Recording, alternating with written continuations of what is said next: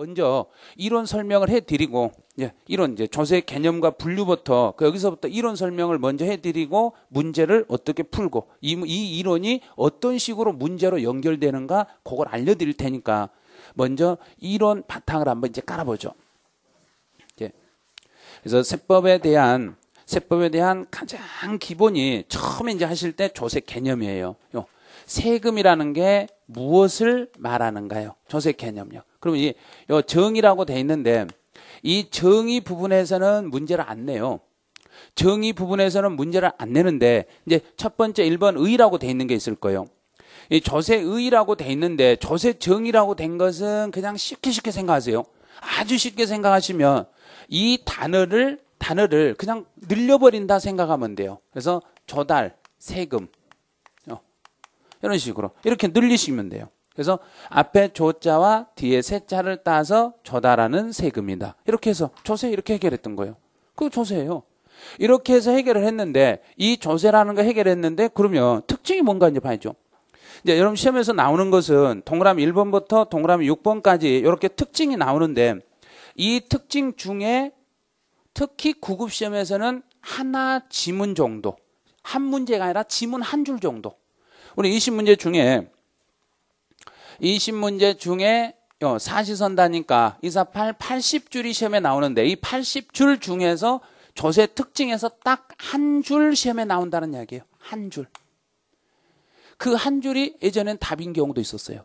그래서 공부를 하는 거예요. 이걸. 안 그러면 이건 아예 안 해버리죠. 조세 특징 같은 거. 이런 거 안 해도 되는데 이제 그 한 줄을 맞추기 위해서는 해내셔야 돼요. 그런데 그 특징을 이제 찾아보는 거예요. 이제 특징을 찾을 때 요령이 뭐냐면 요 지문을 이 위에 있는 지문을 최대한 이용을 하세요. 처음 하시는 분들은 저거 그냥 부담 갖지만 쉽게 생각하세요. 그대로 세금을 조달하는데 제 1번은 조달하는 당사자를 과세 주체라고 그래요. 과세 주체. 그럼 과세 주체는 국가에서 조달하고 지방에서 조달하고 이렇게 돼요. 그럼 동그라미 1번 봐보세요. 그 과세 주체는 국가 또는 지방자치단체이어야 됩니다. 그런 거예요. 국가나 지방자치. 그럼 국가에서 가져가는 걸 국세, 지방에서 가져가는 걸 지방세. 그래요. 그럼 우리 지금 시험을 봐야 될 게 우리는 국가직 시험이에요. 국가직 시험이기 때문에 여기는 시험에 안 나오고 이것만 나온다는 이야기예요. 국세만 시험에 나오기 때문에 우리는 국세만 공부하는 거예요. 그럼 국가에서 가져가는 게 국세고 지방에서 가져가는 건 지방세다. 그런데 문제는 이거예요. 어떤 식으로 문제를 만드냐면 이렇게요. 이렇게 크게 잡네요.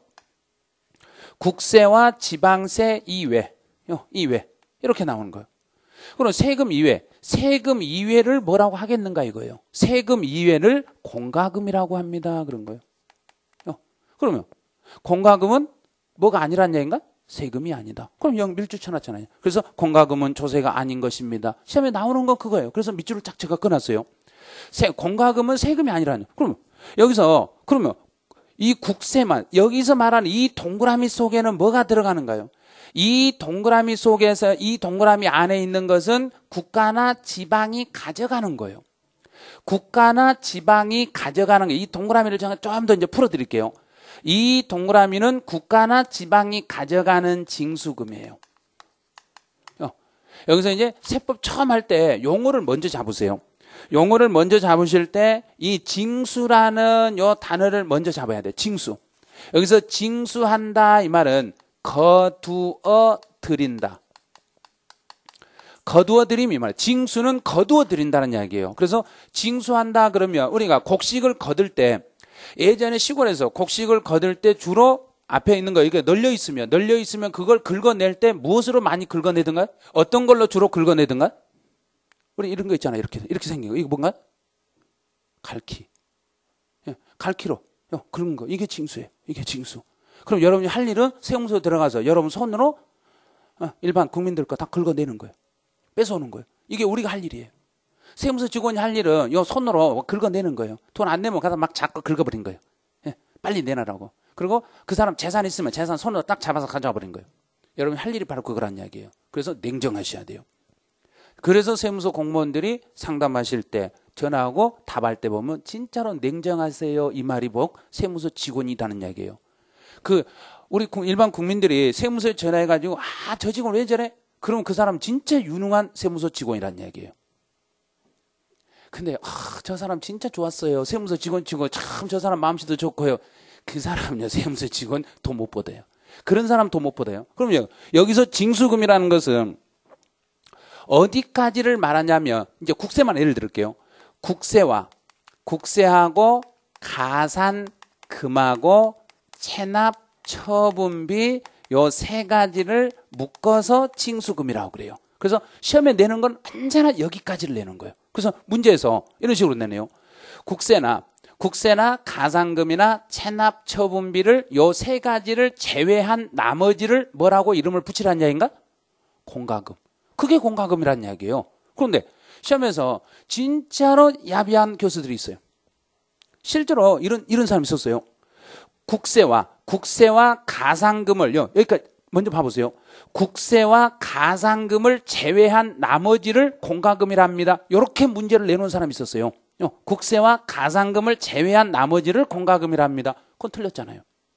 체납처분비까지 들어가야 되는데 이걸 과거 세무사 시험에서 그렇게 출제한 적이 있었다는 이야기예요. 그럼 거의 못 풀어요. 그런데 푸는 학생들이 있더라는 이야기예요. 네, 처음에 공부하실 때부터 이런 식으로 하면 그걸 풀어낸다는 이야기예요. 그럼 정부에서 가져갈 수 있는 것은 국세와 가산금과 체납처분비 요 세 가지를 함께 가져가는 걸 이걸 징수금이라고 그래요. 그래서 요 세 가지를 묶어서 국가나 지방이 가져가는 거예요. 그럼 이 세 가지를 제외한 나머지를 공과금이라고 그래요. 그럼 작년 9급 시험에서 이게 나왔어요. 이게 가장 먼저 나오고 가장 중요한 내용이기 때문에 이걸 출제하는 거예요. 어떤 식으로 출제하냐면 이 중에서 그러면 여러분들이 가져갈 때 여러분 세무서 직원이에요. 그럼 여러분들이 일반 국민에게 세금을 징수해 갈 때 이 중에서 요 세 개 중에서 제 1번으로 먼저 챙겨갈 게 뭐가 있겠는가? 이 중에서 제일 먼저 들어갈 게 체납처분비예요. 요게 1번 순이에요. 체납처분비가 1번으로 가져가는 거예요. 그 다음에 두 번째로 가져가야 될 게 국세예요. 2번 순위로. 3번 순위로 가산금이에요. 이렇게 순서. 이 순서가 작년 시험에서 9급에서 나온 거예요. 그러면 이 문제를 틀린 사람 아무도 없어요. 만약에 이 순서를 틀리면 나는 세무서 직원 못 된다 생각하시면 돼요. 왜? 나는 돈 거둘 자격이 없다는 이야기예요.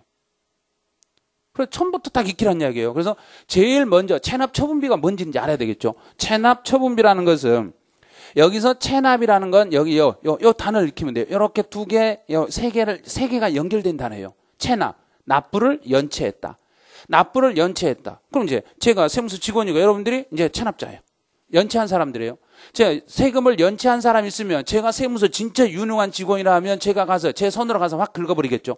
다 긁어버린다는 이야기예요. 그러면 그 사람의 재산을 뭐 해서 가져와 버리겠는가? 압류해버려줘요. 딱 잡아버리는 압류예요. 이 압류가 중간에 생략이 돼 있어요. 그래서 체납처분비라는 것은 그 사람의 재산을 압류해가지고 처분할 때까지 발생한 비용이에요. 그러면 그 사람이 세금을 안 내니까 내가 그 사람 재산을 압류하러 가면서 들어간 비용, 압류해가지고 들어간 비용, 팔 때까지 들어간 비용, 내 생돈 들어갔네요. 내 주머니에 있는 돈 털어내면서 내가 그거 돈 받으려고 썼네요. 그래서 그 사람의 재산을 팔았을 때는 제일 먼저 그 돈부터 주머니에다 먼저 챙기고 그렇게 챙기는 거예요. 그래서 체납처분비가 1번이 되는 거예요. 그 다음에 국세를 챙기고 그 다음에 가산금. 왜 이걸 작년에 시험에 냈냐면 2년 전에 이게 법이 개정이 됐거든요. 처음에는 이자부터 챙기고 국세를 나중에 챙겼어요.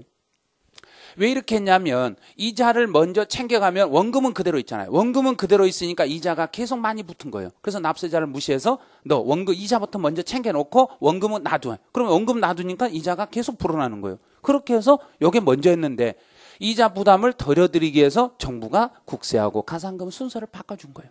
하도 요즘 사람들 주머니가 비니까 어쩔 수 없이 국세를 두 번째, 가산금을 세 번째. 그래서 이 지문을 출제하게 됐던 거예요. 그래서 여기서 이제 시험에 나올 수 있는 지문 다 이제 알려드렸어요. 여기서 나올 수 있는 거예요. 그래서 국가에서 가져가는 건 국세와 가산금, 체납처분비 요 세 가지를 함께 묶어서 가져간다는 거. 그럼 이 세 가지를 제외한 나머지를 요 세 가지를 제외한 나머지를 공과금이라고 이렇게 말합니다. 그런 거예요.